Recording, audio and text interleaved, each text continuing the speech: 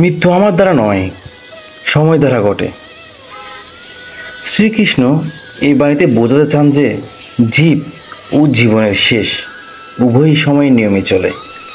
ঈশ্বর হিসেবে তিনি সৃষ্টির রক্ষক ও ধারক, কিন্তু মৃত্যু কারো ব্যক্তিগত শাস্তি বা পুরস্কার নয়। মানুষের জন্মের মতো মৃত্যু নির্দিষ্ট সময়ে ঘটে এবং তা কোনো ব্যক্তি বা শক্তির খেয়ালে হয় না। এই বাণীর মাধ্যমে তিনি আমাদের ভয় দূর করতে বলেন, কারণ মৃত্যু নিয়তি আর তা কোনো দণ্ড নয়। যখন সময় আসে তখনই জীবনচক্র শেষ হয়।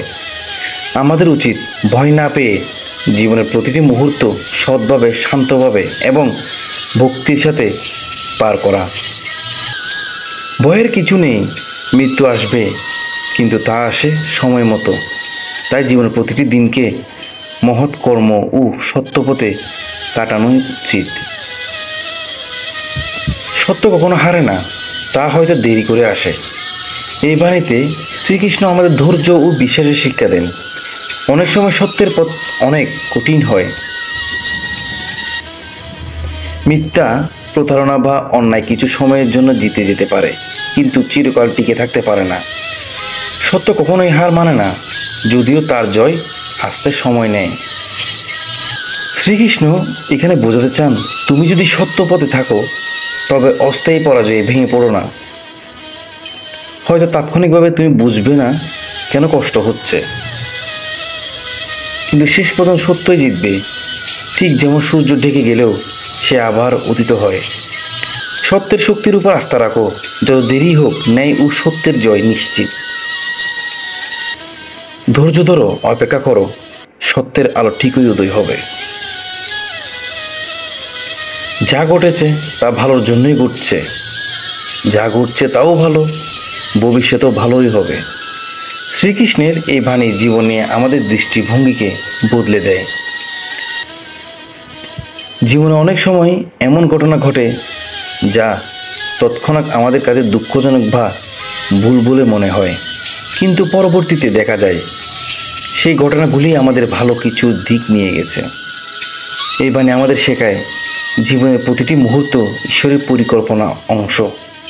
তুমি এখন বুঝতে না পারলেও ভবিষ্যতে বুঝবে কেন তা ঘটেছিল। ঈশ্বর যা করেন তা আমাদের মঙ্গলেই করেন। শ্রীকৃষ্ণ চান আমরা যেন অভিযোগ না করে বিশ্বাস রাখি। অতীতের জন্য আফসোস নয়, বর্তমানকে গ্রহণ করো আর ভবিষ্যতের জন্য আশা রাখো। বিশ্বাস রাখো তোমার জীবনে যা কিছু ঘটছে সবই কোনো মহৎ উদ্দেশ্য। ধৈর্য ধরো, সময়ের সঙ্গে সব পরিষ্কার হবে। অতএব হতাশ না হয়ে আশায় বাঁচো, কারণ সামনে ভালো কিছুই অপেক্ষা করছে। ভক্তির গভীরতায় ঈশ্বরকে কাছে আনে, বাহ্যিক আচারে নয়। শ্রীকৃষ্ণ এই বাণীতে বোঝাতে চান যে ঈশ্বরের আসল উপাসনা অন্তরের থেকে আসে। বাহ্যিক আচরণ যেমন বড় বড় পুজো, প্রদীপ, ফুল, সাজসজ্জা ইত্যাদি ততটা মূল্যবান নয় যতটা মূল্যবান একজন ভক্তের আন্তরিকতা, শ্রদ্ধা আর নির্মল হৃদয়। অনেকেই শুধু লোক দেখানোর জন্য পুজো করে, কিন্তু অন্তরে থাকে অহংকার, রাগ বা লোভ। আবার কেউ কেউ নিঃশব্দে গভীর ভালোবাসা নিয়ে ঈশ্বরকে স্মরণ করে, তাদের ভক্তি আসল ভক্তি।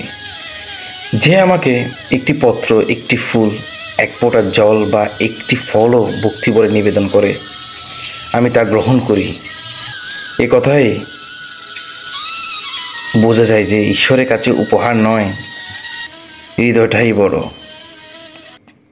ঈশ্বরকে পাওয়ার জন্য বাইরের চাকবিক্য নয়, প্রয়োজনে গভীর বিশ্বাস, নির্মল ভালোবাসা আর নিঃস্বার্থ ভক্তি। সত্যিকারের ভক্তির শক্তি অনেক বড়, যা সরাসরি ঈশ্বরের হৃদয় স্পর্শ করে।